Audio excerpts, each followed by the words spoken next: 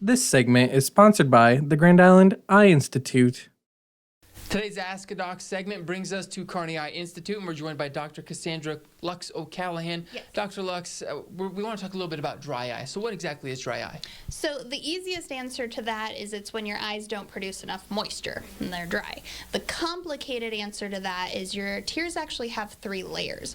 An oil layer that keeps the tears from evaporating, a water layer that actually keeps them hydrated, and a mucus layer that helps it adhere to the eye.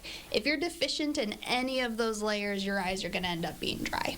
And so what are some of the signs of dry eye? Because I might think I have it, but how do you really find out? Yeah, so literally any sign of irritation that you have can be a sign of dryness.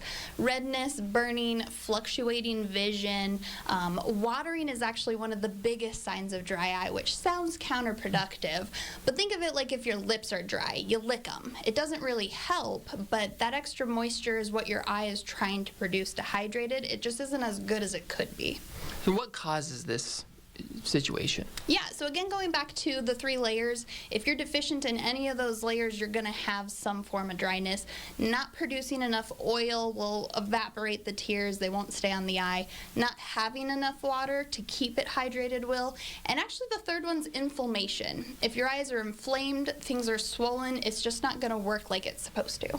And if I have dry eye, what would you recommend as the number 1 option? So easiest thing to do is get evaluated. Talk to your eye doctor, talk to who you go to for your eye care. Let them know you're kind of having that dryness sort of sensation. They'll evaluate the quality of oil you're producing, how much water you're producing, and if there's any signs of inflammation on the eye, they'll help calm that down. For people who may not necessarily enjoy the eye doctor, like I don't like going to the dentist, but I still do it because I know it needs to be done.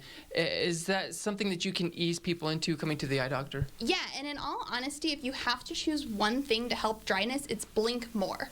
Nobody remembers to blink on phones, TVs, computers, books, driving.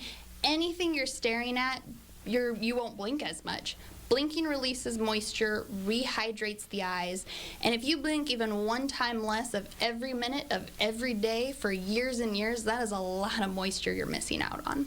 And then as far as getting dry eye taken care of, what does it do for the individual compared to my eyes were really dry to now, wow, this is great? Yeah, there's so many things, which is why it's really helpful to have that evaluation.